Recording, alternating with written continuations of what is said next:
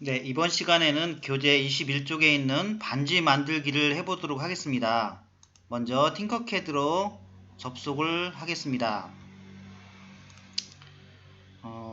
여러가지 도형을 이용해서 반지를 만드는 방법을 한번 배워볼 텐데요.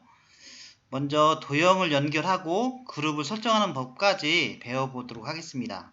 자, 접속이 됐으면 새 디자인 작성으로 들어가서 팅커캐드를 연 다음에 오늘 배울 메뉴는 얼라인 메뉴를 사용해서 도형을 정렬하고 또 그룹 메뉴를 사용해서 도형을 합치는 그런 수업을 해보도록 하겠습니다. 자, 지난 시간에 배운 것처럼 우리가 화면에 이 작업 평면을 이동하는, 그러니까 돌려보는 것은 이쪽에 평면도 또 이걸 통해서 이렇게 돌린다든지 또 위아래로 이렇게 정면도, 그 다음에 좌측면도, 그 다음에 배면도, 그 다음에 우측면도, 이렇게 정면도까지 이렇게 해볼 수가 있고요. 마우스의 오른쪽 클릭한 후에 이렇게 돌려주면 이 작업 평면을 이동할 수가 있습니다. 이렇게 상하 360도 돌려가면서 우리가 모델링한 그 도형들을 이렇게 볼 수가 있고요.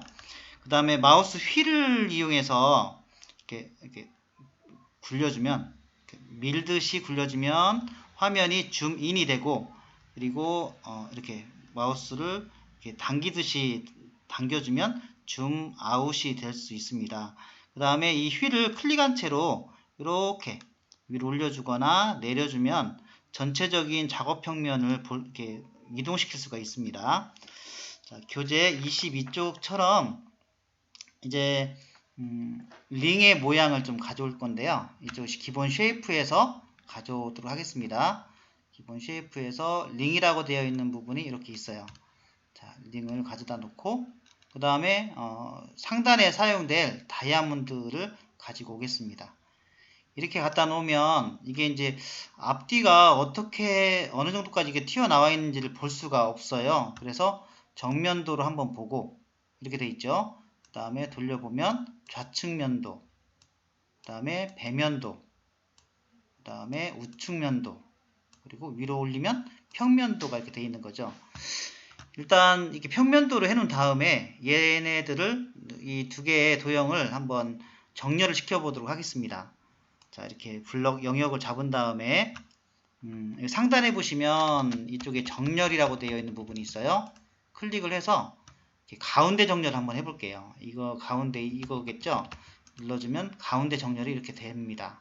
가운데 정렬이 되고 그 다음에 이제 이 평면도나 정면도를 이렇게 정면도에서 한번 볼게요. 잠깐 정면도를 클릭해보면 이렇게 되어 있는 걸 볼 수 있죠. 그래서 영역을 지정한 다음에 이거에 대해서 서로 가운데를 온라인으로 가서 가운데를 맞춰오면 이렇게 가운데에 정렬이 되고요. 또 우측면도, 좌측면도에서도 정렬을 시킬 수가 있고 배면도에서도 이렇게 정렬시킬 수 있죠. 그리고 가운데 정렬을 해주면 이런 식으로 하나의 도형으로 합쳐지는 걸 볼 수 있습니다.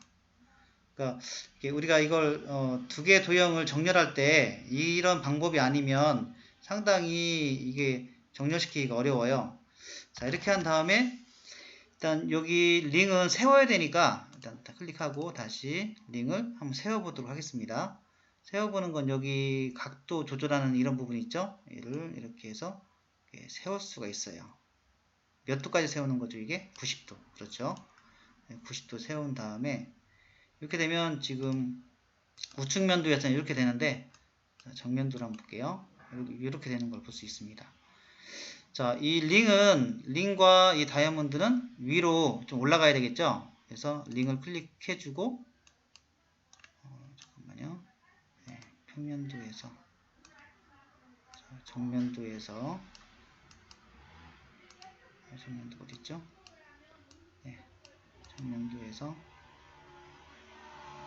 이거 좀 뒤집혔네요. 이거 완전히 뒤집혔네요. 다시, 자, 이 상태가 됐습니다. 그래서 평면도, 그리고 정면도, 네요. 얘가 이런 식으로 이렇게 올려주면 이렇게 올라가는 거 볼 수 있고, 여기 작업 평면에서 0으로 얘를 조정을 해줍니다.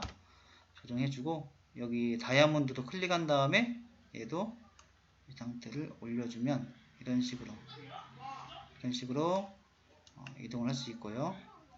자, 얘가 지금은 현재 약간 이렇게 심겨져 있는 듯한 모습을 볼 수 있죠. 이 부분이 올려준 다음에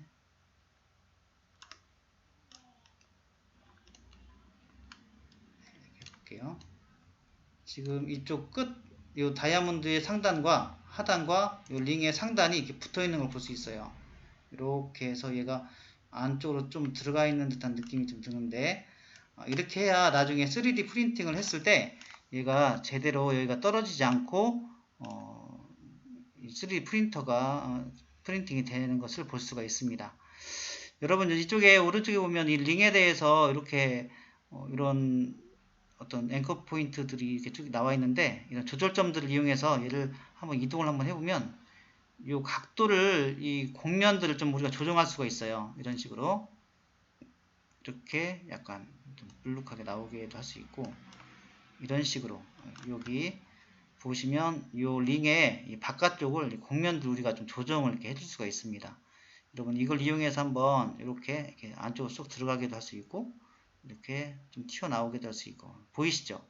네, 이런 식으로 작업을 해주시면 아주 아름다운 그런 링들을 이렇게 제작을 할 수가 있습니다.